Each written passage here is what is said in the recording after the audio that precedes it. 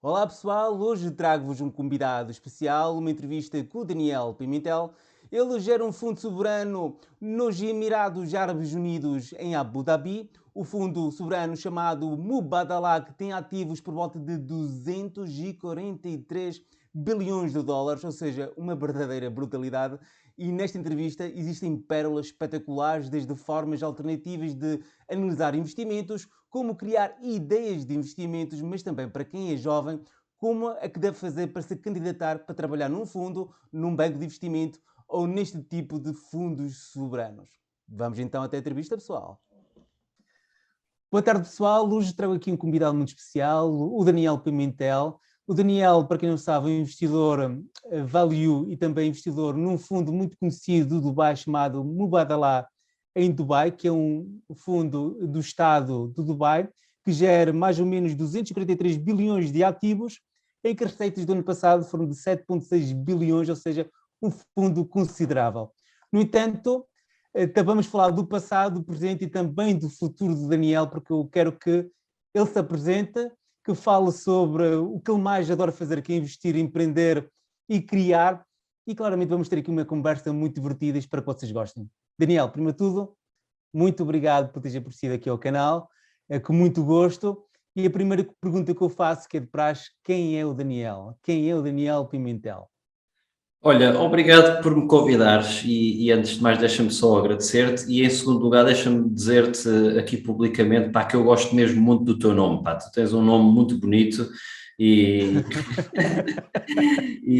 mas agora brincadeiras de lado, obrigado, pá, realmente eu admiro muito o trabalho que fazes e o conteúdo que tu crias e a forma como tu pensas e acho que qualquer pessoa que tenha interesse em investir em investimentos tem muito a aprender contigo. Portanto, obrigado pelo convite.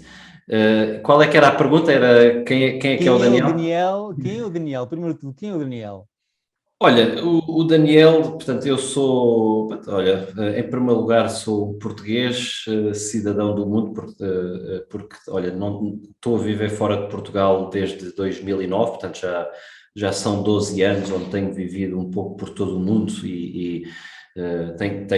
no passado mais recente tenho estado aqui nos Emirados Árabes Unidos, no Dubai, mas já vivi na África do Sul, já vivi em Singapura, já vivi na Holanda, já vivi em Londres e pronto, e agora voltei de novo para os Emirados porque tem sido um país que nos tem tratado bem e portanto, pronto, aqui o Daniel é uma pessoa que aprecia esta multiculturalidade, conhecer novas pessoas, conhecer novas culturas e epá, sou uma pessoa que gosto muito de aprender mesmo.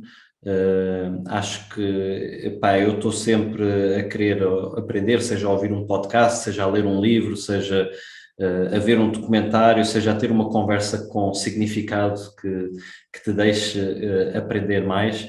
E olha, sou uma pessoa que do ponto de vista, digamos, mais profissional, eu estudei gestão em Portugal, no ISCTE, comecei a trabalhar em consultoria estratégica durante 2 anos em Portugal, foi uma experiência muito engraçada, muito interessante, muito desafiante, onde fiquei a conhecer, pronto, muito aquela parte estratégica e a lidar com as grandes empresas de Portugal e depois vim à procura de uma experiência internacional e vim para fora, vim para o Dubai na altura e tive cá mais 3 anos a trabalhar como consultor e depois então é que eu faço aí uma mudança de carreira e, e pronto, e decidi que queria entrar mais pela via dos investimentos, porque era mesmo aquilo que eu gostava de fazer e pronto, e para chegar a esse objetivo acabei por fazer um MBA, fui trabalhar para Londres, onde tive a minha grande entrada no mercado financeiro, não é? Porque fui trabalhar para o mercado financeiro, fui trabalhar para a banca de investimento, fui fazer M&A para a Morgan Stanley e digamos que esse foi um momento muito interessante porque foi o associar as minhas skills de estratégia com as minhas skills com criar skills de finanças, não é? Porque trabalhar nesse meio envolvente é é levar muitas aprendizagens e é um meio envolvente onde acontece muita coisa muito depressa e coisas muito relevantes e os dias são muito longos, mas acaba por ser um investimento que a pessoa faz porque se aprende muito e depois então, passado desses anos na Morgan Stanley, é que vim para então este fundo de investimento onde estou agora, onde já estou há quase há 7 anos, e portanto, pronto, o Daniel é esta pessoa que já está há 10 anos na área financeira, que gosta muito de investir, e agora estou aqui a trabalhar neste fundo de investimento e é espetacular porque me permite fazer investimentos no mundo e tem sido, e para mim é espetacular porque eu gosto muito de fazer isso. E pronto, e para além disso, porque o trabalho não me define, o Daniel é uma pessoa, eu sou uma pessoa que gosto muito de desporto, gosto muito de atividades físicas, gosto muito de correr, eu pratico artes marciais durante muitos anos Qual é, se na descrição? eu pratico Bujinkan, que no fundo é o ninjutsu, no fundo é uma arte marcial japonesa que é pronto, digamos que os samurais, os ninjas e não sei o quê evoluíram para ter esta linhagem que depois evoluiu para o ninjutsu e é uma técnica mais de defesa pessoal, para dizer a verdade, e depois de vez em quando também gosto de fazer tai chi, mas atualmente aquilo que eu faço mesmo muito também em função do Covid, depois isso também ficou mais difícil de fazer os treinos e tal. Atualmente aquilo que eu faço mesmo muito é correr, gosto muito de ir correr, é um momento, digamos, meditativo, é um momento de melhoramento pessoal, não é? Porque cada vez que tu corres para melhorar o que fizeste da última vez e é uma forma de ser mais saudável. E pronto, para além desta componente, pronto, sou, digamos, pai de família, tenho uma menina bonita de 2 anos e que ocupa uma boa parte do meu dia, como deve ser, e portanto, muito sumariamente ou não, isto sou eu.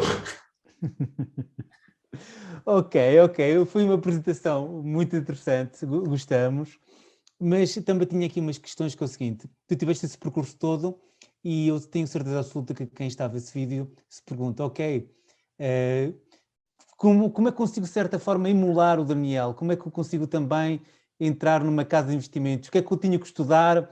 Ou, digamos que o que é que uma pessoa tem que fazer na prática para seguir a mesma carreira que tu tens na prática? Ou para conseguir atingir os objetivos? Porque não parece, se não me engano bem, tu és o vice-presidente da área de investimento em infraestruturas digitais focados na Europa, América e Ásia-Pacífica. Ou seja, é uma posição de relevo no fundo que tu estás, na prática.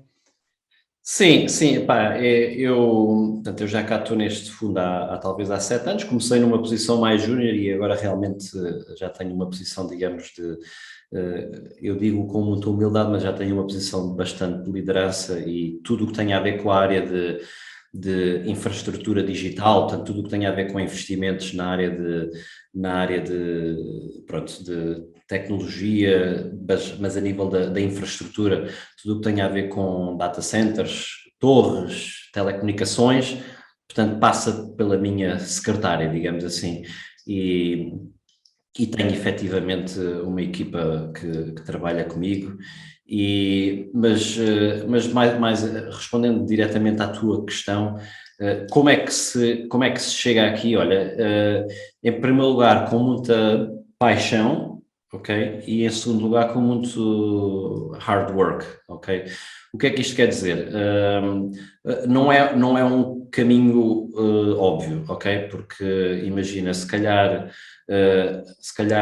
a Deloitte, a KPMG e a Price estão a recrutar todos os anos 50 pessoas ou 100 pessoas em Portugal e são empresas desafiantes, mas existe, não é, ali uma grande pool de pessoas que eles anualmente vão buscar. Para se trabalhar num fundo de investimento não é esse o caso, porque são equipas pequenas, não é? Tu que investigas muito o mundo dos investimentos, e ainda há pouco estavas a mencionar que estás a fazer um trabalho muito interessante sobre o sócio do Warren Buffett. Tu sabes que essas empresas têm 5, 6 pessoas, não precisam assim de muitas pessoas. Portanto, o recrutamento para a área financeira e dos fundos de investimentos demora tempo, não é óbvio, aparece de vez em quando uma vaga, mas o que é preciso? Em primeiro lugar é preciso gostares mesmo de investir, gostares mesmo do mundo financeiro, ok? E gostares e teres a curiosidade intelectual e gostares de pensar sobre negócios, ok? Portanto, tudo começa com essa gênese.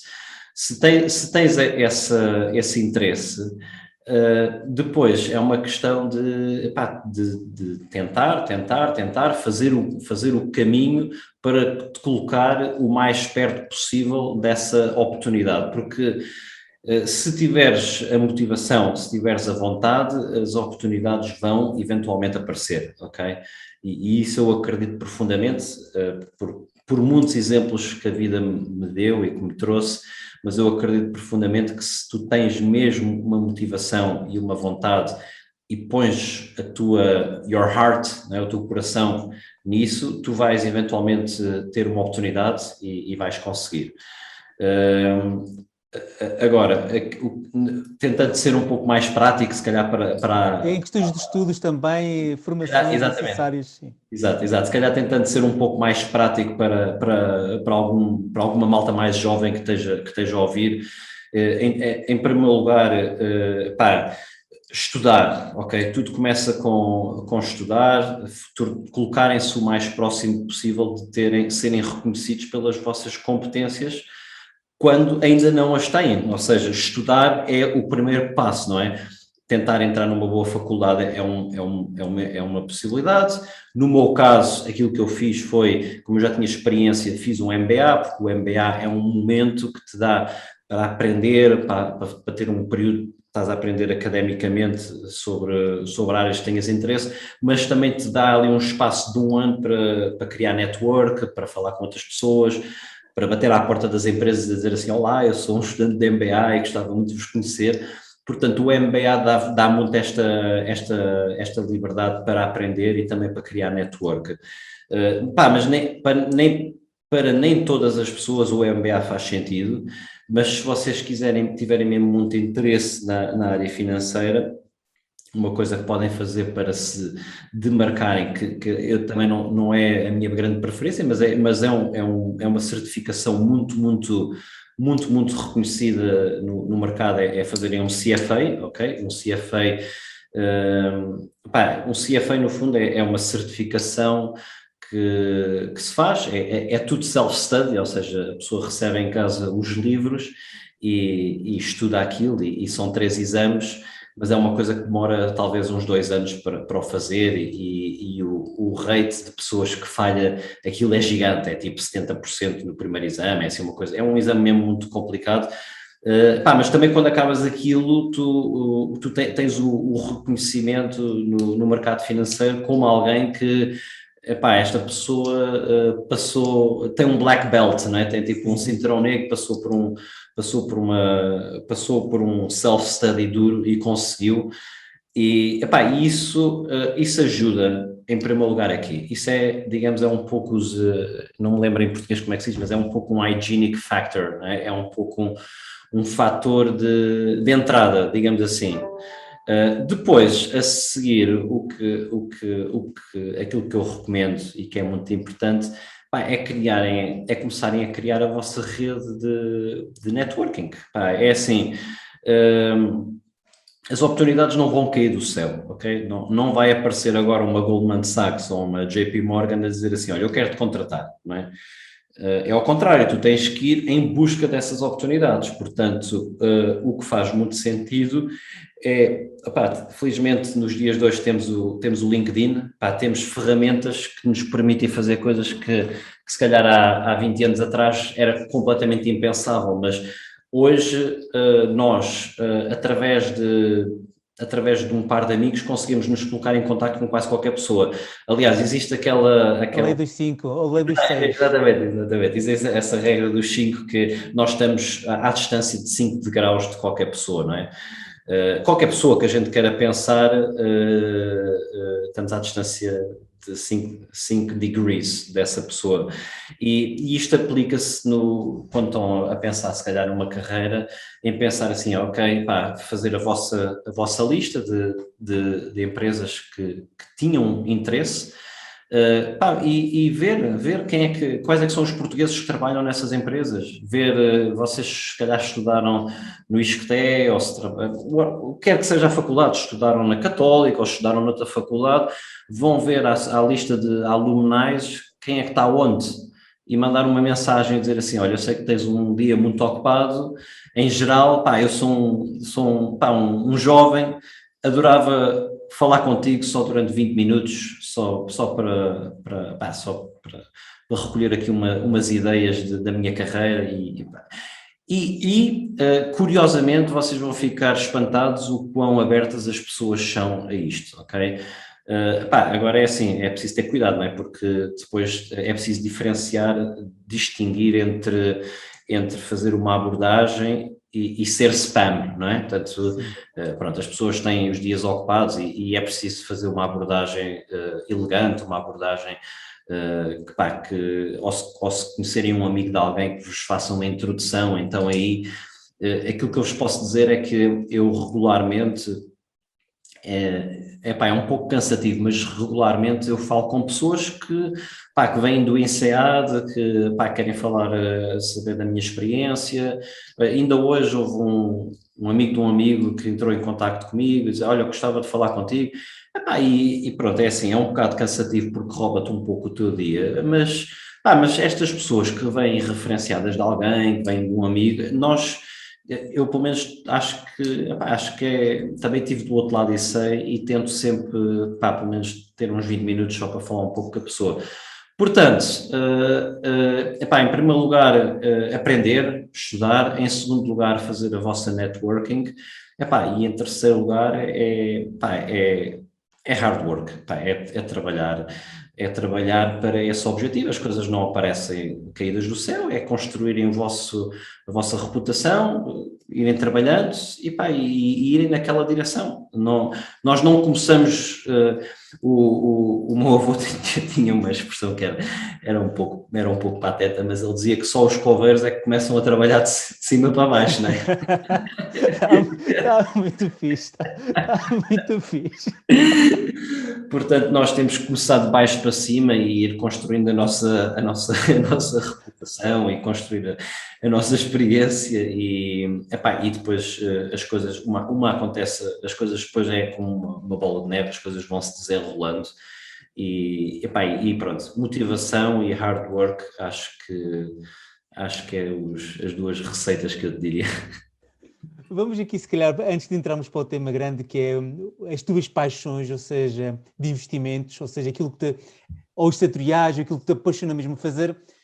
Não sei se me consegues dizer o dia-a-dia de um gestor. O que é que faz na prática um gestor de fundo, na prática? Qual é o dia-a-dia? Se tu tivesse de dizer às 7 acordo e à meia-noite me deito, conseguirias fazer mais ou menos um calendário do que faz um gestor de um fundo? Sim e não, ok? Eu vou-te dizer uma coisa. O tipo de pessoa que eu sou uma pessoa que adoro ter liberdade, ok?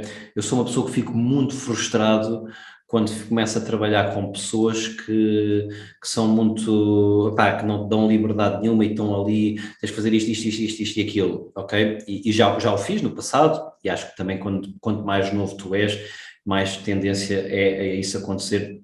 Mas eu sou uma pessoa que eu aprecio mesmo muito, muito a liberdade de pensamento, liberdade para fazer aquilo que eu gosto, e eu vim a encontrar realmente no mundo dos investimentos digamos, como é que se diz em português, um fit mesmo para esta minha forma de ser, digamos assim. Porque o mundo dos investimentos até ao início pode ser assustador, mas tu tens liberdade completa, total, não é? Basicamente, aquilo que é um ponto assente é que existe X milhões de dólares para investir e tu tens que ir procurar as oportunidades boas para o investir e depois obviamente existe um processo, não é, a seguir, eu não sei o que mais. Mas isto para dizer que então, aquilo que eu adoro mesmo no meu trabalho é que eu tenho a liberdade, aquilo que eu tenho que fazer é procurar boas oportunidades de investimento e trazer essas oportunidades de investimento, ok? Agora, há que se calhar para as pessoas que estão a ouvir é importante distinguir, porque no mundo dos investimentos há coisas completamente diferentes, não é? Tens, por exemplo, investir em public equities, investir, é o que se calhar eu e tu fazemos no nosso portfólio pessoal, não é? Em que temos bases de dados, temos empresas, lemos notícias, vamos ver a empresa, vamos ver a Amazon, vamos ver, ou então vamos ver uma small cap que ninguém conhece e tu aí tens muita experiência e vamos identificar estas empresas e tem muita informação publicamente, ok? Isso é public equities. Depois tens private equity. Private equity são empresas que não são cotadas publicamente, são empresas em que tu, quando tens uma posição de muito maior destaque enquanto investidor, porque tens governance diferente e portanto, a forma de fazer os investimentos são completamente diferentes, porque uma é um pouco mais de desktop research, não é? Estás sentado na tua secretária, a ler, a falar com pessoas, a ouvir podcasts, o que quer que seja, a identificar oportunidades boas. A outra já é um pouco mais ligar a pessoas, fazer viagens, ir falar com o CEO de uma empresa, ir falar com o CEO de outra, falar com o CFO e falar com uns bankers e tentar perceber onde é que podem estar essas oportunidades e depois tem uma parte negocial muito forte, ok? Portanto, o meu dia é um pouco difícil de dizer mesmo como é que é o meu dia, mas o meu dia tipicamente começa muito com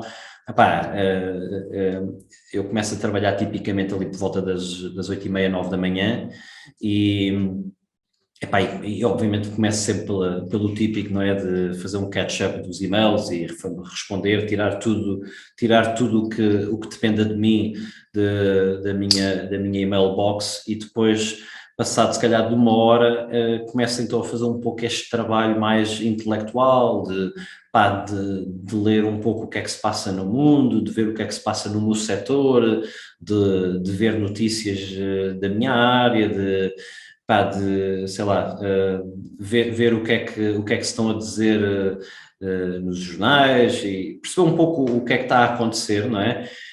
Depois, tipicamente, tu tens algumas teses, não é? Enquanto investidor, tu tens sempre teses de investimento, olha, eu acho que o mercado das torres há ali uma oportunidade por uma coisa qualquer. Ou eu acho que a digitalização ainda não atingiu o potencial que tinha que atingir na China. Ou eu acho que agora com o novo governo que vai haver uma oportunidade para a transição de cobre para fibra. Tens um conjunto de teses em geral e depois aquilo que tu fazes estás a explorá-las.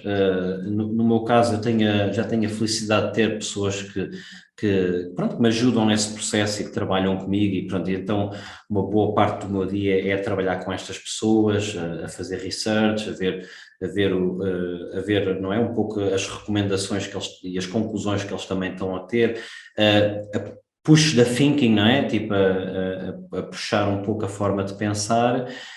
E não há dia em que eu não olho para um business plan, não há dia em que eu não pense sobre uma empresa.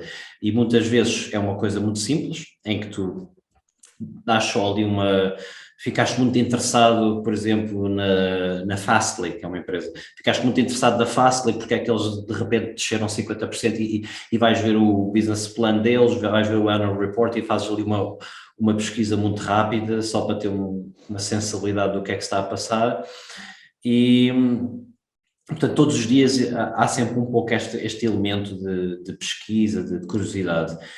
Depois Depois tens análises que já estão numa fase muito mais avançada, não é? E aí já tens um trabalho completamente diferente, não é? Quando estás numa fase mais avançada do investimento, eventualmente isto tem que ser aprovado, não é? Existe um comitê de investimento que é o que aprova os investimentos, e então se há uma oportunidade de investimento que tu acreditas muito, que tem um bom potencial, fizeste a tua pesquisa, tens que construir uma apresentação e pronto, e essa é um pouco, digamos, aquela parte um pouco mais, eu não chamaria burocrática, mas é um pouco uma parte em que tens que tirar o que está na tua cabeça e meter isso no papel, porque tens que trazer as outras pessoas on board na tua ideia, e então existe essa parte de, digamos, negocial, essa parte de apresentação, de comunicação, de brainstorming. Portanto, meu amigo Daniel, não há um dia muito típico, mas envolve sempre esta parte de estímulo, de investigação, de research, de pesquisar, de ver as tuas ideias, e depois quando... Onde aparecem as oportunidades, como disseste, tu fazes um scanner do mundo, das informações do mundo, crias uma ideia e depois vais ver se há oportunidade ou não. Eu tinha visto nos teus podcasts, aliás, nós depois vamos ter a oportunidade de apresentar as tuas redes sociais, e aconselho toda a gente que se subscreva ao podcast Daniel Pimentel.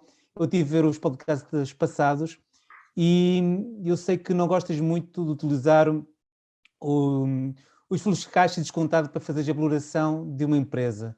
Neste caso, para tentares perceber a potencialidade, tens uma ideia, como é que tu determinas a potencialidade? Através de múltiplos, cash flows? Como é que tu consegues tirar uma ideia das métricas? Claro. Olha, isso é uma excelente pergunta e, olha, aquilo que eu te posso dizer, curiosamente ainda hoje estive de volta de um livro que, não me estou a lembrar do nome, depois daqui a bocado já me vou lembrar, mas que é de uma pessoa muito sénior da Morgan Stanley Investment Management, portanto a malta que te faz investimentos, e eles lançaram ainda há pouco tempo um livro que fala muito sobre este conceito. E espelha muito a forma como eu penso sobre as coisas. É assim, objetivamente, só existe uma coisa, que é o preço que está cotado em bolsa, ok? Portanto, isso é uma coisa que nós não podemos disputar, é uma coisa que é. A gente vai aos nossos brokers e vai ver, esse é o preço que está cotado em bolsa. Portanto, isso é objetivo. Portanto, é por isso que a minha forma de pensar e a minha forma de fazer investimentos não é tanto aquela que se calhar é muito popularizada por muitos investidores de value investing, em que aquilo que eles fazem uma DCF, um Discounted Cash Flows, e veem qual é que é o valor intrínseco da empresa, e depois dizem assim, olha, a empresa vale 50 e está cotada a 25, então está aqui uma boa margem de segurança. Portanto, é este o conceito de margem de segurança, então eu vou investir, não é? Portanto, é um pouco este o conceito do traditional value investor, é alguém que faz esta análise de DCF. E agora, isso é uma coisa que eu também faço, ok? Não estou a dizer que não o faço, mas eu não tomo decisões dessa forma, eu penso de forma um pouco diferente, porque aquilo que eu sei hoje e que é o objetivo é o preço da ação. Então, aquilo que eu gosto de pensar é o que é que eu tenho que acreditar, não é, para justificar este preço da ação. Ou seja, vou dar um exemplo. A empresa hoje está cotada a 100 dólares por ação, não é?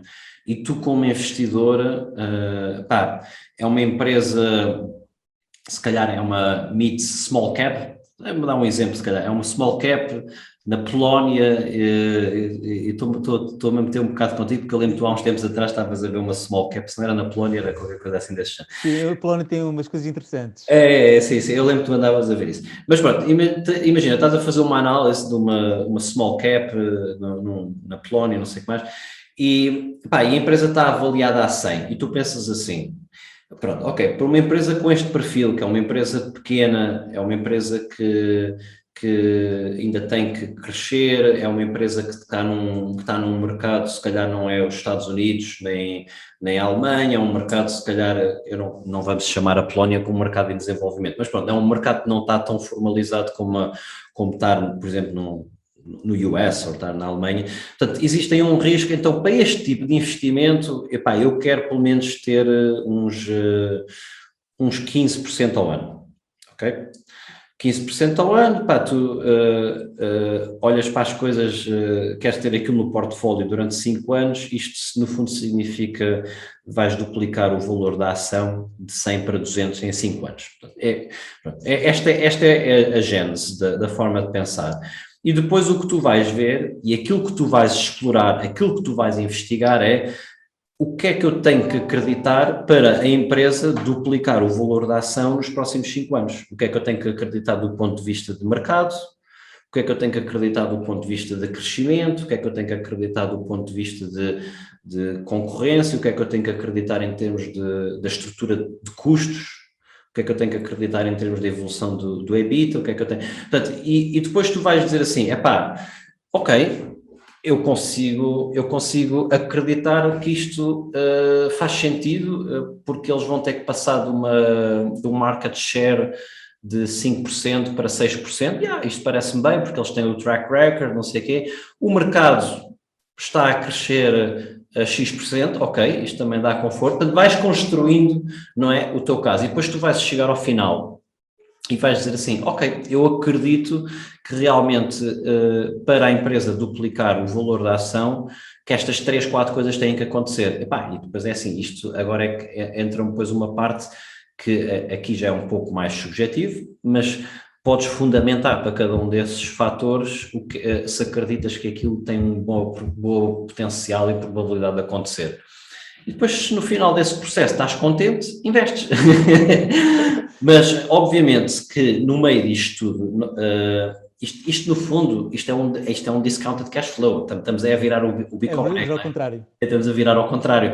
Mas é mais fácil porque em vez de estar... O problema que às vezes o discounted cash flow tem é que é muito fluffy, é do género, vais fazer projeções para 10 anos.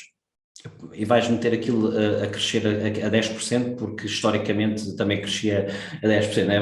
Vais fazer assim um conjunto de coisas e depois vais ver, olha, o present value today, o intrinsic value é este. Ok. Para mim, dá-me mais valor fazer ao contrário, que é pensar assim, ok, para isto duplicar, eu tenho que acreditar nisto, nisto e isto. E depois eu acredito nisto, sim ou não. Portanto, é a mesma coisa. É muito mais prático. A forma de pensar é um pouco diferente e pessoalmente isto é o que eu posso dizer, que é o que eu faço no meu portfólio pessoal, ok? É a forma que eu faço no meu portfólio pessoal e é também aquilo que a gente faz também institucionalmente na nossa empresa. Agora, obviamente, no meio disto tudo fazes uma DCF, no meio disto tudo a primeira coisa que fazes é logo ver os múltiplos, não é?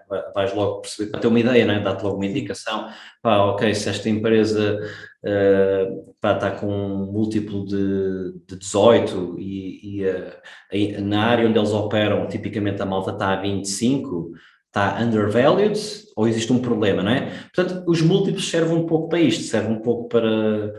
Né, para fazer as perguntas saltarem, para ajudar um pouco a identificar empresas, mas depois no fundo tens que fazer eu gosto do double clicking, não é? Tens que ir ver o que é que está por trás dos números. E diz-me só uma coisa, em questões de sizing, como é que tu dizes, ok, isso é risky, vou apostar X, isso é menos risky, como é que tu terminas o sizing? É tipo estipulado versus risco ou tens alguma uma forma de calcular o sizing da posição? Olha, grande pergunta, Daniel, e vou-te dizer porquê, porque as pessoas, os investidores, têm uma flaw, em inglês diz flaw, uma fraqueza, whatever, tem uma flaw que é, não pensam sobre risco. ok? O risco é o ente ignorado do mundo dos investimentos, porque todas as pessoas pensam de qual é que é o retorno que eu vou ter, mas ninguém pensa qual é que é o risco que está por trás daquele retorno. E porquê? E tem uma razão, porque a gente, é fácil de dizer, eu tenho uma rentabilidade de 20%, é impossível neste momento dizer eu tenho um risco de X%, porque não existe formas de tentar quantificar o risco, mas não existe numa métrica de dizer é este o risco. Aquilo que a malta, que os académicos fazem muito olham para trás e estão a ver o quê? Estão a ver o standard deviation, estão a ver a volatilidade. Isso não é bem risco, ok? Isso mostra-te apenas a volatilidade. Portanto, infelizmente, no mundo dos investimentos, a maior parte das pessoas esquece de perguntar esta questão e a tua pergunta é muito spot on, ok? Agora, aquilo que eu te posso dizer é que é um pouco qualitativo, é um pouco subjetivo a forma de pensar sobre isto. Do ponto de vista, digamos, mais institucional, aquilo que nós fazemos eu trabalho muito numa área de infraestrutura, não é? Infraestrutura, para quem não tem bem a noção, infraestrutura no fundo tem a ver com, pronto, tal como o nome indica, tipo, fazer um investimento de capital que vem para criar, colocar aqui um imobilizado que serve para algo importante na sociedade, seja infraestrutura, tipicamente pode ser infraestrutura a nível das utilities, pode ser infraestrutura a nível de transportes, não é? Estradas, não sei o que mais, pode ser infraestrutura digital, que é onde eu passo o meu tempo, que é tipo data centers, torres, telecomunicações, pode ser infraestrutura social, que é tipo mais, se calhar um pouco mais a nível de housing, aeroportos. Housing não, aeroportos, housing não é a mesma coisa, mas pronto, aeroportos é mais dentro da área dos transportes, mas pronto, infraestrutura é um pouco isto. Portanto, o que é que a área de infraestrutura tem que é super interessante, super apelativa? É que o perfil de risco e de retorno é um perfil de baixo risco, tipicamente, porque tipicamente estamos a falar de indústrias que têm contratos a longo prazo, não é? Tens uma grande visibilidade dos cash flows, portanto, tens a proteção legal, sabes que o dinheiro vem, tens essa visibilidade que é completamente diferente de fazer um investimento em software, porque o software tem muito mais concorrência, tem muito mais imprevisibilidade de cash flows. Agora, é por isso que o retorno que se tem em infraestrutura é um pouco menor e é por isso que em software tens um retorno maior. Agora, dito isto, institucionalmente, o nosso objetivo é sempre ter à volta de 15% no que a gente faz, em termos de infraestrutura. Mas 15% do valor da companhia ou 15% do portfólio? 15% do retorno nos novos investimentos. Sim, ok. Exatamente, ou seja, quando estamos a levar um novo investimento, estamos a fazer uma decisão de investimento, tem que ter 15% como target. Se não tiver 15%, tipicamente já não é uma oportunidade que depois a gente leva para o próximo passo. Digamos que este é um primeiro objetivo, é um primeiro target que a gente tem. Depois, depende um pouco, e agora aqui já é uma questão mais qualitativa, depende, não é? Imaginando, se é num mercado mais em desenvolvimento, se é um tipo de modelo de negócio que não tem muito contratualizado, se é um modelo de negócio que tem um pouco mais de risco, então aí já, de novo, é subjetivo, mas aí vemos caso a caso e dizemos assim, 15% não nos chega para este tipo de perfil e então se calhar queremos 20%. Okay? Portanto, vem um pouco através do conhecimento de estar a fazer isto já há anos, não é? Agora, do ponto de como é que eu transfiro isto para o meu portfólio pessoal, porque eu acho que também essa é se calhar a parte que também deve ser mais interessante para as pessoas que estão a ouvir, porque aquilo que eu faço no meu portfólio pessoal não é muito diferente, ou seja, eu tento sempre aplicar a mesma metodologia, que é eu tento sempre investir em algo, pá, que eu acredito que vou conseguir pelo menos gerar uns 15%. E eu gosto muito dos 15%, porquê? Porque significa duplicar o dinheiro em 5 anos. Não é? Epá, é um número que eu acho que é interessante, ok?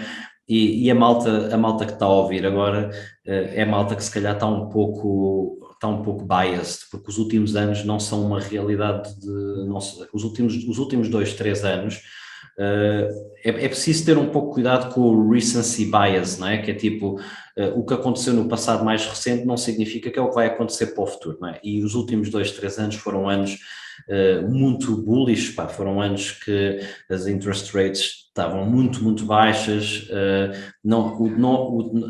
os grandes investidores não tinham o dinheiro que tinham investido em bonds, não é, em obrigações, deixou de fazer sentido e houve muito dinheiro a ser tirado das bonds e a ser colocado no mercado das equities. Portanto, infelizmente, existem muitas pessoas que acham que hoje em dia, pá, não ter tipo 50% de incremento ao final do ano, que é mau. E, pá, e agora de repente os mercados estão aqui no vermelho e está tudo super.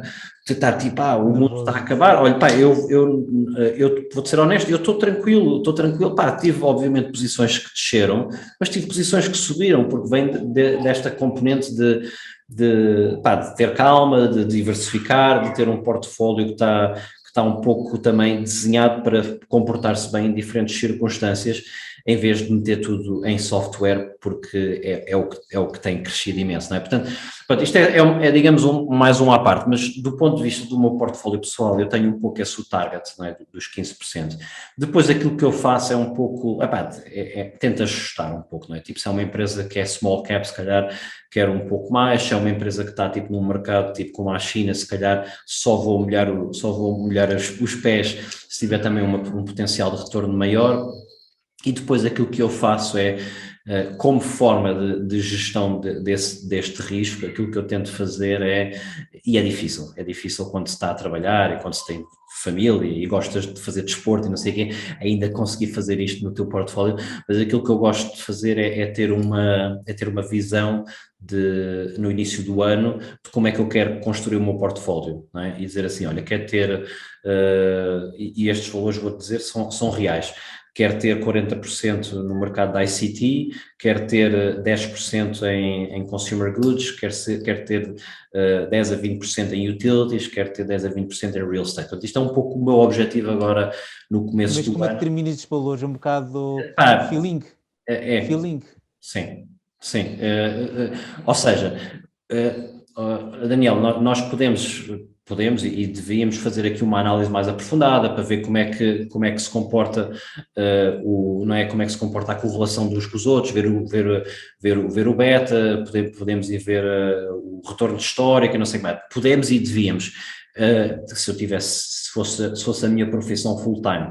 Como não é um pouco de feeling. E porque é que o que é, e qual é que é a razão que está por trás? A razão que está por trás é, eu tenho um conjunto, digamos, de mega trends em que acredito e tento fazer um pouco esta divisão em função também de como eu vejo o risco-retorno em cada uma delas. Por exemplo, porque esse ICT ICT, podias explicar mais o que é o ICT? Sim. Dá-me só um segundo e já vamos para essa parte, que essa também é importante. ICT porquê? ICT tem uma promessa de crescimento, não é? São setores que são empresas como Google, Amazon, não sei o que, são empresas de crescimento, não é? Depois, porquê utilities? Porque são empresas estáveis, são empresas que vão me dar uma boa estabilidade ao meu portfólio, são empresas que agora está tudo a descer e elas estão a subir. São empresas que também têm um dividendo relativamente estável. Depois, dentro delas, temos que perceber o que é que são empresas que eu não acredito, tipo oil and gas, e o que é que são empresas bastante estáveis porque têm o perfil de risco, desculpa, o perfil de revenues bastante contratualizado. E porquê o real estate? Porque real estate é aquele mercado que, se tu fores escolher bem os pockets, não é? Dentro de real estate, tens áreas que também com um perfil de risco baixo. Portanto, Está só a dizer aqui uma parte. eu aconselho a toda a gente que veja o último podcast do Daniel, que ele fala sobre a última startup de imobiliário em Portugal, foi muito interessante. Não sei se é a última, se é a penúltima, que tu falaste das tuas aventuras no mercado de Lisboa. É o penúltimo, obrigado Daniel, obrigado. Ok. É verdade, foi uma conversa que fiz com o Tiago Rocha e está um bom episódio e obrigado por o mencionares. Portanto, aquilo que eu faço é um pouco ter estes targets, não é? No início do ano. Epá, e depois vou tentando fazer um pouco a minha gestão de portfólio e a minha alocação de capital em função disso. Agora, se calhar indo para outra questão que tu me perguntaste, eu acredito, digamos, em três megatrends, que é os meus investimentos, sempre que eu os faço, eles têm que de uma forma ou de outra estar por trás de um destes megatrends.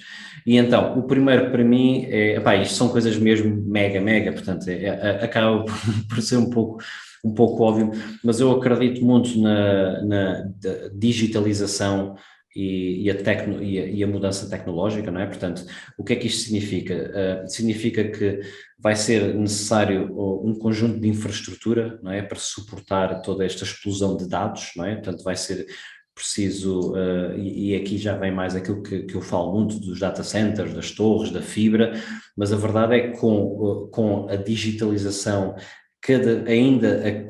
já é o que é, mas ainda tem muito mais para crescer.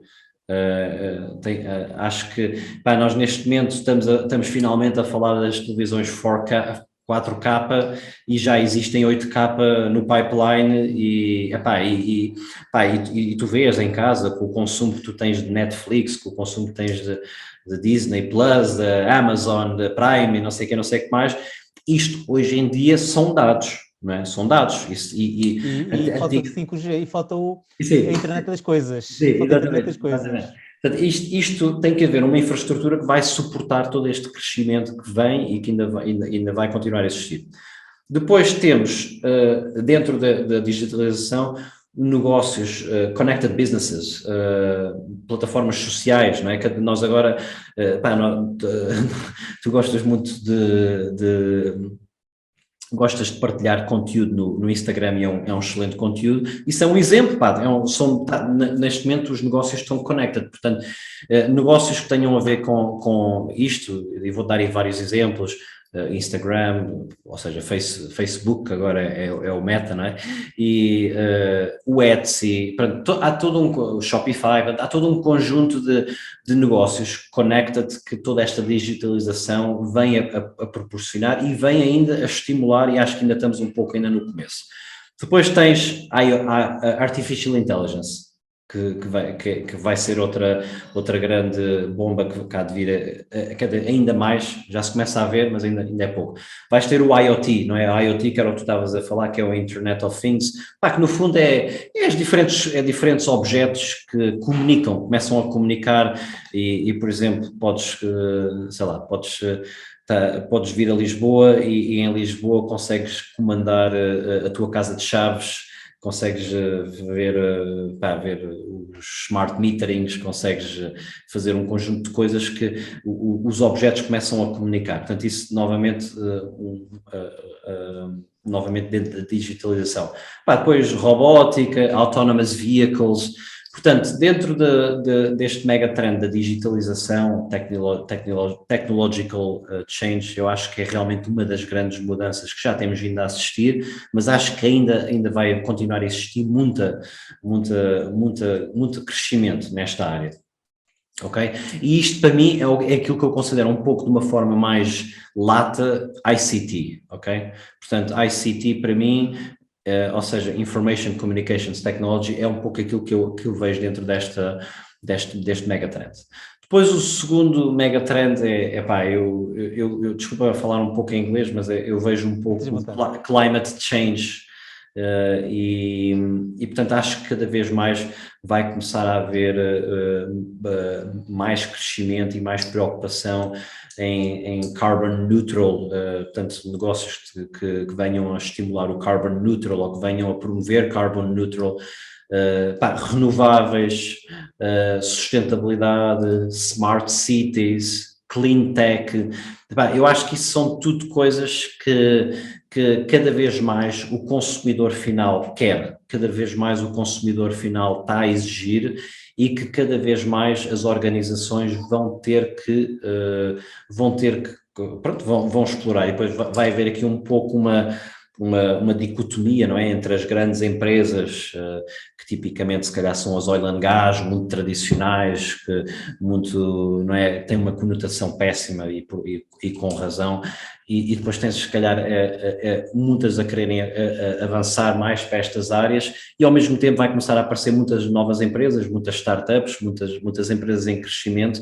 Portanto, esta é uma área que, não sendo a minha área de expertise, é uma área em que eu acredito que acredito que profundamente vai haver não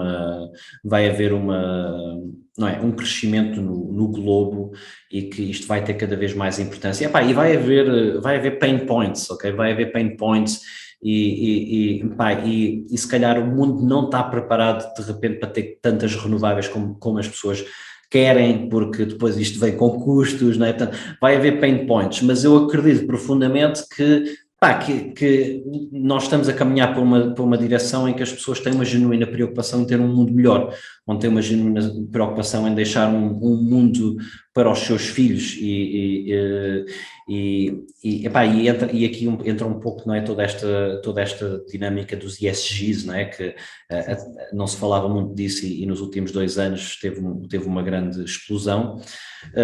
Portanto, esta é uma área que eu tenho algum interesse e tento de uma forma um pouco seletiva adicionar algumas coisas ao meu portfólio, tipo para ser muito honesto, aquilo que eu tenho adicionado e que eu consigo adicionar e que consigo justificar acabam por ser mais algo utilities, não é? Utilities que eu vejo que têm um perfil que estão a caminhar não é? para este lado, não é? Porque depois startups e não sei o que mais, tu não consegues investir nos public markets, não tens acesso a essas, enquanto investidor, não é, privado, enquanto investidor privado. Depois o terceiro megatrend que eu também tento sempre monitorizar e quando consigo adicionar ao portfólio fico muito contente, eu chamo-lhe em inglês Aging Population e Demographics, ou seja, nós estamos a caminhar são coisas óbvias, mas têm implicações profundas, estamos a caminhar para uma população muito mais envelhecida, não é? Antigamente, eu lembro quando era miúdo, uma pessoa que tinha 70 anos era vista como uma pessoa muito velha, não é? E hoje em dia, uma pessoa, hoje em dia tu vês, pronto, vezes muitas pessoas, a esperança média de vida já vai nos 82 ou qualquer coisa assim, e vês que realmente as pessoas estão a ter mais qualidade de vida, estão a viver até mais longe, e isto vem com implicações profundas, não é? Vem com implicações a nível de healthcare, não é? Querer ter melhores cuidados de saúde, de ter novos e diferentes cuidados de saúde. E eu também não sou grande fã da Katie Wood, e tu também, eu reparei que também andaste a dar-lhe um pouco. É divertido, dar-lhe espiga. Andaste a dar, exato, espiga nos últimos dias, e com razão, mas a Katie Wood eu recomendo a qualquer pessoa ir ver o site da Katie Wood, porque é muito interessante, ela fala destes trends, e depois tu extrais lá o que faz sentido ou não, mas dentro da parte de healthcare ela fala muito sobre os DNA sequencing, genomics, e portanto todo um conjunto de modelos de negócio que vai ter um profundo impacto no globo. Não aquele método tradicional que nós víamos em 2009, tipo lares de idosos, que é uma visão um bocado mais clássica de investimento em healthcare, mas se calhar, como acabaste de dizer, de novos tratamentos, tratamentos de DNA, e aliás até o coração híbrido de porco já se está a utilizar mais ou menos esse tipo de tecnologias que não acarretam imposto para o contribuinte, mas acarretam um ganho para a empresa e para a sociedade na prática. Exatamente, e que são coisas que cada vez mais as pessoas vão querer, são cada vez mais coisas que o disposable income vai para isto, e portanto são negócios que eu acredito que vai ter aqui uns tailwinds de crescimento muito interessantes. E depois, healthy food, Pá, as pessoas querem, cada vez mais as pessoas querem comer melhor, meu. Se calhar há 2 anos, sei lá, se calhar há 5 anos atrás, ninguém sabia, ninguém ouvia falar dos green juices, ninguém ouvia falar de gluten free, ninguém ouvia de falar de, pronto, tudo sei lá, de comida vegan, né? Eu sempre vivi eu vivo com a minha mulher há 10 anos e ela sempre foi muito desperta para esta área de health, portanto, para mim não é uma novidade, mas para o grande consumo, eu diria que nos últimos 5 anos foi quando as pessoas começaram-se a despertar um pouco mais. E só vai tender a crescer, porque as pessoas querem ser saudáveis, as pessoas querem viver melhor, querem ter uma vida pronto, querem ter um corpo melhor epá, e portanto eu acho... Está-se a democratizar então a comida saudável na prática, Eu acho que sim. porque há uns anos atrás a comida saudável era só para poucos, agora já se está a democratizar muito. Sim, sim, sim, e eu acho que isso vai ser um movimento ainda, que vai ter ainda mais preponderância. Epá, e depois infraestrutura, que é preciso para estas coisas acontecerem, pá, é preciso infraestrutura. Há bocado falaste nos lares de idosos, se calhar não pegando exatamente no lar de idosos, mas pegando infraestrutura, por exemplo, REITs a nível de infraestrutura social, a nível de infraestrutura médica.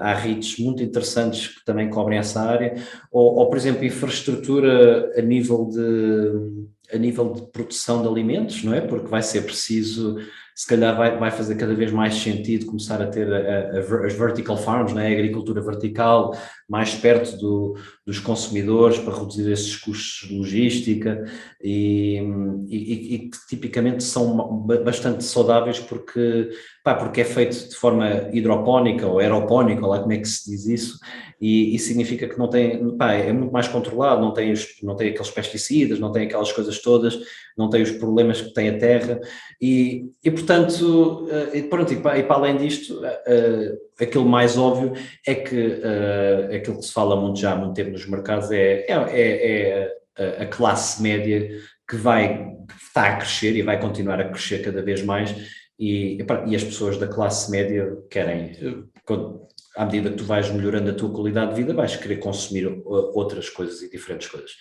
Portanto, isto é um pouco os 3 megatrends que eu tento seguir, que eu tento observar, que eu tento adicionar ao meu portfólio. Agora, existe aqui um pouco um bias do meu lado, que é eu como passo, não é, a nível profissional, a maior parte do meu tempo na área de ICT, não é? Portanto, acaba por ser Mais óbvio. onde eu também tenho mais dentro do meu portfólio. E onde eu consigo também, se calhar, ter mais, digamos, uma melhor capacidade de avaliação dos negócios e não sei o que mais. Portanto, eu pessoalmente forço-me um pouco a diversificar, não é? E forço-me um pouco a tentar trazer para o portfólio algumas outras empresas. Epá, e depois, agora se calhar divagando aqui um pouco, e eu também tenho muita honestidade do que sei e do que não sei. E vou-te dar um exemplo, e eu acho que isso é muito importante para um investidor. Eu, por exemplo, eu sou muito bom na área de... Desculpa a pouca humildade, mas eu sou muito bom na área de ICT porque conheço bem, sei o que é que está a acontecer, percebo os modelos de negócios. Eu não sou tão bom na área de, por exemplo, de utilities, não sou muito bom na área de financial services. Pá, não são indústrias que eu conheço a fundo. Epá, É necessária a especialização na prática, é um sabes o que é bocadinho que eu mais fiz? assim. Sim, exato. Sabes o que é que eu fiz? Comprei Berkshire Hathaway. Pá, por que não? Porque não? Porque é a pessoa atualmente dentro pá, que publicamente eu conheço que tem um profundo conhecimento a nível de midstream, tem um profundo conhecimento a nível daquela infraestrutura, tem um profundo conhecimento a nível de bancos, pá, e obviamente eu sei que ele tem uma grande exposição, começou finalmente a ter uma grande exposição a empresas mais do setor tecnológico. Portanto, eu tenho aí um double exposure. Pá, mas sim, eu como não tenho um mega conhecimento a nível de utilities, financial services, fui buscar, às vezes vou buscar assim, pessoas que... A Berkshire Hathaway, para quem não sabe, é a empresa do Warren Buffett, ok? Que vocês podem investir publicamente, comprar ações deles. E pá, tem sido... Classe B, classe B, classe B. Não fazia, exato, não fazia de classe A. Mas sim, sim, sim. Até porque agora, mas agora de um ponto de vista mais sério, a Berkshire Hathaway eles dividem entre classe A e classe B, é a mesma coisa, exceptuando que uma vale 10 vezes mais que a outra, e portanto acho que eu não sei, neste Lá momento está $400 mil, estive a está a ver acontecer, hoje. e a outra está para aí que é uns 50 mil, deve estar para aí, Ne- coração, assim, A outra está um bocadinho mais baixa. A classe B é um bocado mais democrática, costumo dizer sempre sim, isso. sim. Mas hoje em dia as pessoas já começam a ver os fractional shares e não sei o que mais. Portanto, já começa a ser muito mais fácil de conseguir fazer estes investimentos. Mas acima de tudo, está a 300, está a 300 e... Não, está mais barato, está a 320. Ok. Está a 320 por Sim, ação, sim. a Berkshire. Ok, portanto, como podem ver, neste momento está acessível a qualquer pessoa.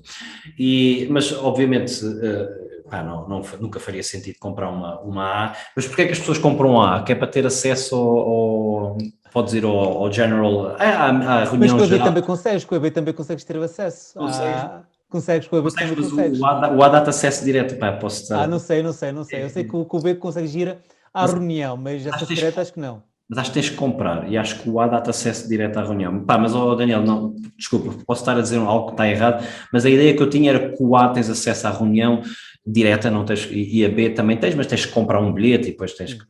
Sim. Mas no fundo é a mesma coisa, a diferença é que o B tem muito mais liquidez e portanto faz todo o sentido. Depois, outro exemplo que também já agora aproveito para mencionar, eu comecei a reparar que tenho um pouco bias para North America. E não se pode dizer que é um home bias, porque eu não sou, eu não sou, eu não vivo na América, mas tenho um pouco um bias para empresas americanas. Pá, eu acho que é um pouco natural acontecer, porque as empresas americanas representam 60% do mercado cotado, não é? Portanto, a partir do momento em que as americanas representam 60% do mercado cotado, bem, as grandes empresas, do ponto de vista tecnológico, estão lá, portanto, há ali um pouco uma. E eu comecei a reparar que também tinha uma grande exposure a US, mas também não queria diminuir, apenas queria ter mais exposição à Europa, porque acredito que há realmente bons negócios na Europa. E epá, comprei um ETF. Comprei um ETF que agora não estou a lembrar o nome dele, não estou a lembrar do ticker, mas é aquele que tem as 600 maiores empresas. Ok, eu já sei qual é, já sei qual é. Eu, Eurostock 600. acho que o ticker, se eu não estou Ao 50 é o Eurostock 50 e depois já o ST qualquer coisa 600, que é acho que é preciso o, mais, acho que é o VWCG, se eu não estou em erro, que é o da mas Vanguard. que replica-se das É, 600 exatamente, empresas. exatamente, exatamente, exatamente, estás correto. E depois aquilo que eu estou também a explicar isto um pouco mais para as pessoas que se calhar isto pode ser útil. Aquilo que eu fiz e aquilo que eu recomendo vais ver, não é? O que é que ela aplica, a Constituição, qual é que é a presença geográfica, qual é que é a presença de empresas. E aquilo que eu vi é que dá-me realmente aqui uma boa exposição à Europa que eu não tinha e dá-me uma exposição a um conjunto de modelos de negócio que eu também não tinha, porque na Europa as empresas que também têm mais força são empresas um pouco mais a nível, pronto, mais industriais, aquelas empresas também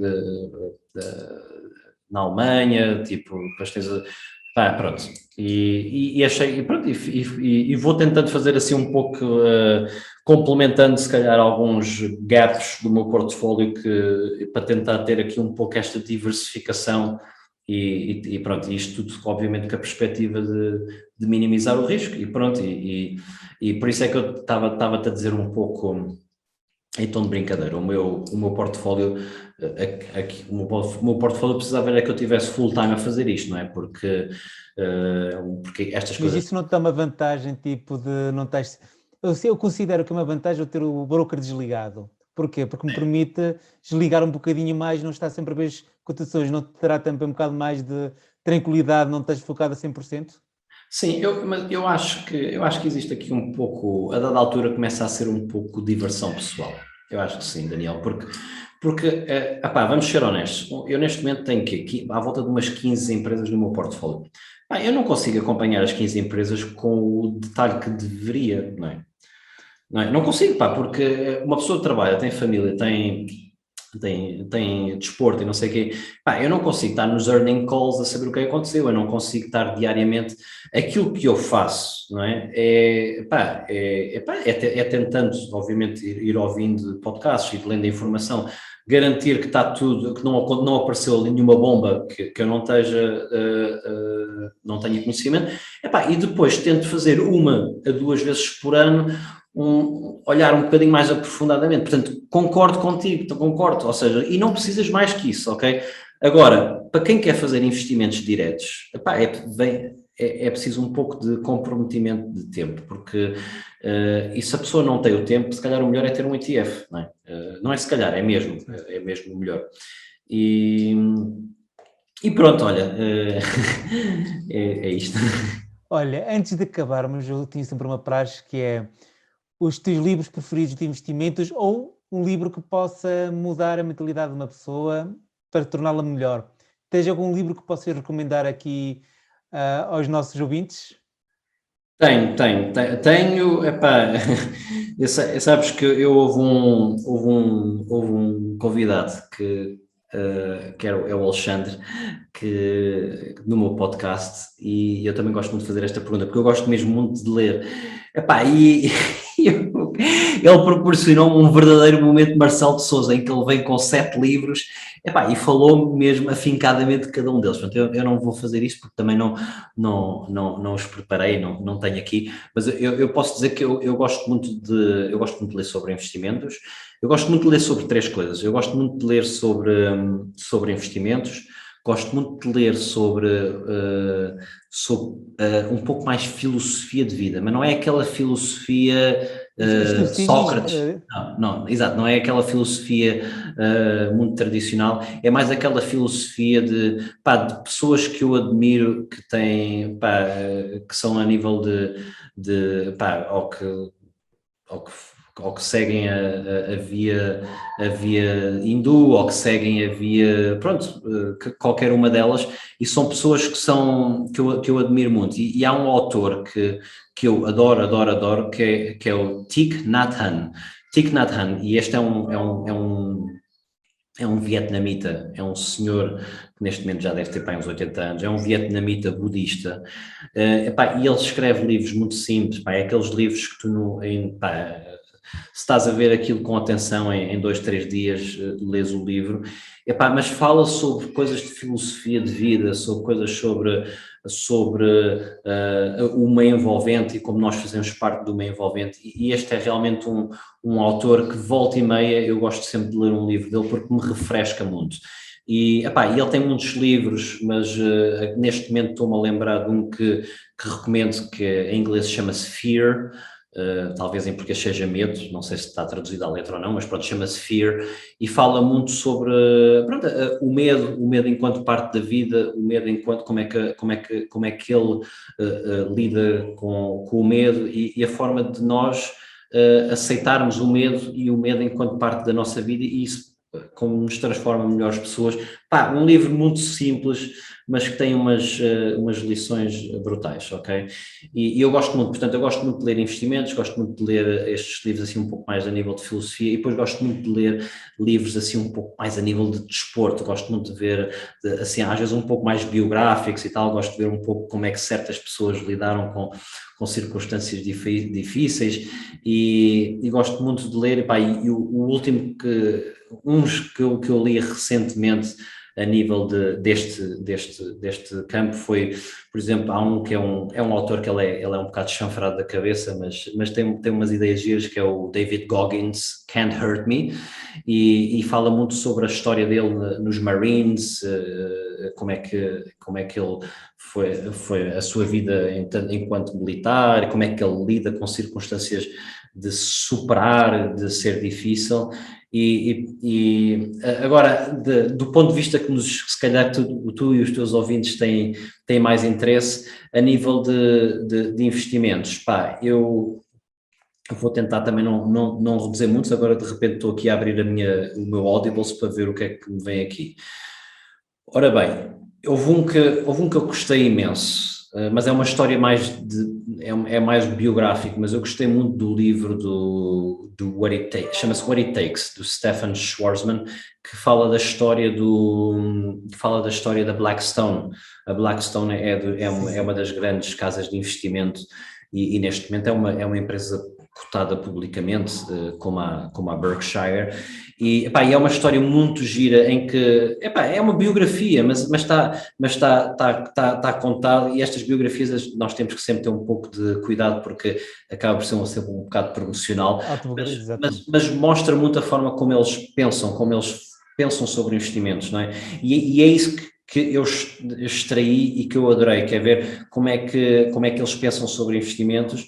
Pá, outro livro que eu acho que é fundamental ler, que é incrível, é o de Robert Iger, que é The Ride of a Lifetime, ele fala da história da Disney.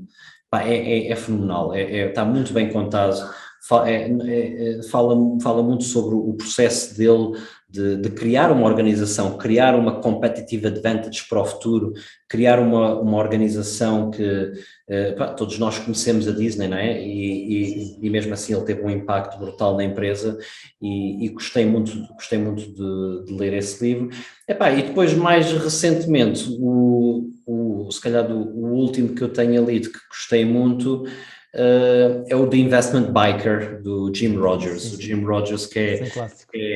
É um clássico, é mesmo um clássico, mas está muito engraçado. É um livro, no fundo, explicando aqui um pouco também a história, ele é uma pessoa que trabalhou com o Soros, não é?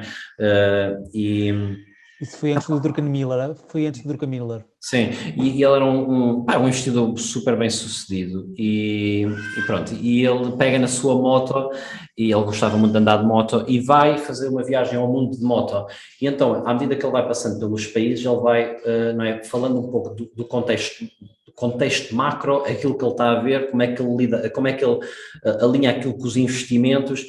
Pá, é um livro que foi escrito, pá, há 20 anos atrás, está atual, pá, está incrível e está cheio de pérolas de conhecimento.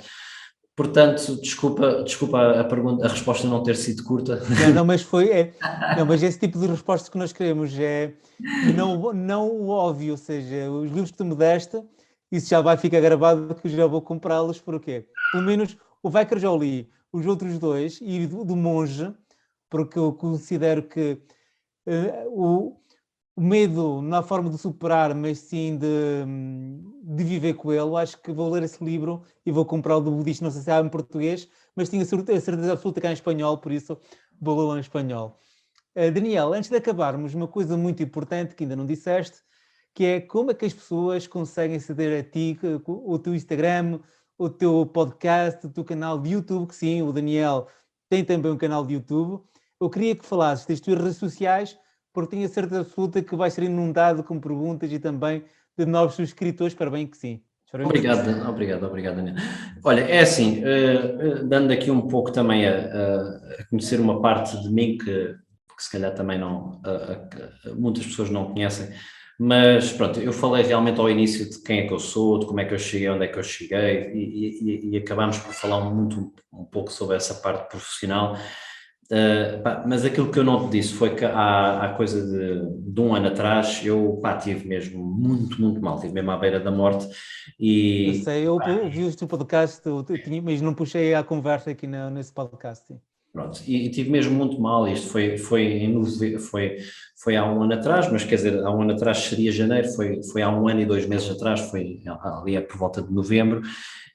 E eu tive uma doença neurológica gravíssima que, no prazo de uma semana eu comecei a perder todas as capacidades motoras, não é? Ao ponto de pronto, já não conseguia mexer as mãos e o último dia em que eu estou a ir para o hospital, porque depois andei dentro e fora do hospital, não se conseguia descobrir porque era um vírus muito raro e antes de ir para o hospital, no último dia, eu despedi-me da minha mulher e já não sabia se ia voltar a ver e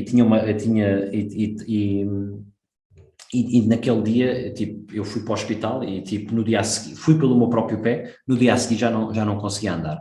E naquele dia eu lembro-me também de pensar muito e ficar, para ficar genuinamente preocupado, que é como é que vai ser a subsistência a nível económico, financeiro, da minha mulher e da minha filha, tipo, tenho estes conhecimentos todos que nunca partilhei com elas, nunca lhes ensinei personal finance, bem, também muito alinhado com aquele livro que tu também te comprometeste a escrever, e lembro que fui preocupadíssimo, tipo, só pensava assim, epá, ela nem sequer tem os códigos das contas bancárias, meu. E, pá, se eu não volto a casa, ela vai ter um drama para conseguir aceder a isto. Pá, eventualmente vai conseguir, porque obviamente é a minha mulher e legalmente tem o direito, mas nem sequer a merda desculpa a linguagem, nem sequer a porcaria dos códigos ela tem.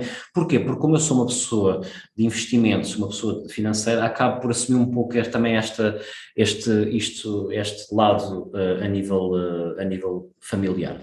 E pronto, olha, tive 2 meses no hospital, internado, e depois, pá, felizmente o meu corpo começou a reagir bem, e depois quando saí do hospital, estive nos cuidados especiais, depois quando saí do hospital, depois estive a fazer fisioterapia em Alcoitão, depois estive a fazer fisioterapia intensiva já a viver em casa, mas basicamente tudo o que era movimento para mim era uma aprendizagem, porque eu não conseguia, eu perdi tudo o que era músculo, ok? Portanto, tive uma doença neurológica que os meus nervos deixaram de comunicar e então tudo o que era músculo desapareceu.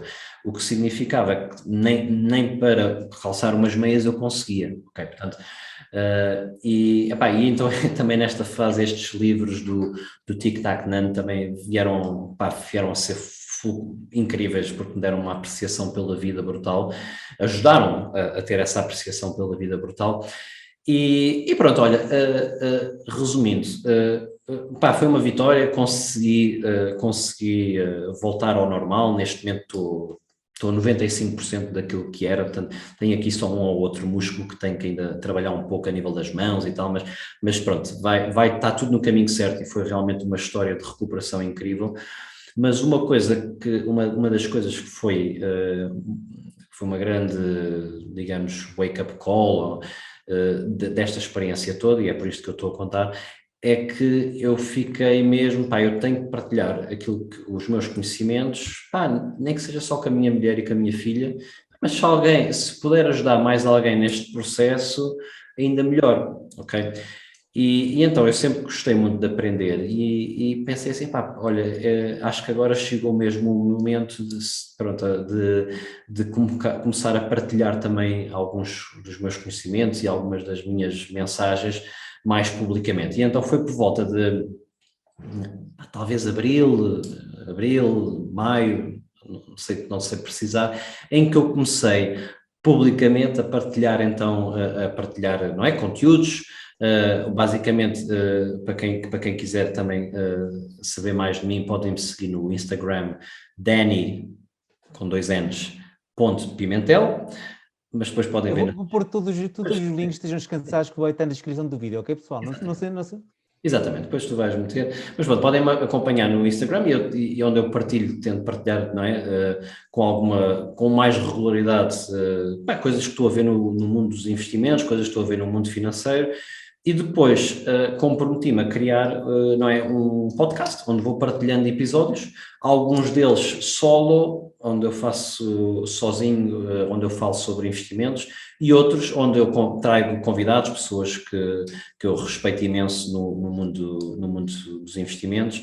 E até hoje já entrevistei alguns professores, porque eu acho que é um pouco interessante também ter um pouco, ouvir também um pouco a visão académica, porque são pessoas que estudam, e depois criamos a nossa visão, ok? E uma coisa que eu também, não é para também estar aqui picking nos professores, mas uma coisa que eu também acho muito interessante é que eles têm a teoria toda, mas depois chegas ao final e perguntas o que é que fazem ao portfólio e não fazem nada. O professor derivativos, estive a ver o podcast e eu vi depois a resposta dele no final. Mas sabes porque também são pessoas que viveram num ambiente onde as bonds estavam a 6, 7% e habituaram-se muito a não ter que se preocupar com os investimentos porque estava tudo em depósitos e em bonds e nos últimos 10 anos as coisas também mudaram. Mas pronto, tenho convidados que sejam do mundo académico, tenho convidado pessoas profissionais, pessoas que são investidores profissionais, tenho convidado pessoas que são, pronto, que trabalham e que têm tido sucesso na área deles, e pronto, e vou partilhando. Agora fiz uma pausa de uns 3 meses, porque pronto, foi o final de ano, estava muito ocupado no trabalho, queria voltar a repensar também um pouco o conteúdo, e agora nas próximas 2 semanas vou voltar a ligar a torneira e vou voltar a partilhar também. Portanto, o podcast chama-se Investe no Futuro, portanto, convido-vos a irem ouvir uns episódios. E convido também qualquer pessoa que me queira falar comigo. Instagram é o mais fácil. Eu tento responder às mensagens todas que recebo. Às vezes o que pode acontecer é que eu fico sem responder durante 1 ou 2 semanas, porque também pronto, não dá para chegar a todo lado e às vezes eu meto assim tenho um dia específico para fazer as respostas, portanto, mas gosto muito de falar com pessoas, ouvir as vossas dúvidas, portanto, e tento sempre responder, portanto, estejam também à vontade de mandar mensagens, que eu tento sempre também. Portanto, Daniel, é um pouco isso, é o Instagram Dani.Pimentel e é o podcast Investe no Futuro, que está nas plataformas normais no Apple, no Spotify, no SoundCloud e no YouTube.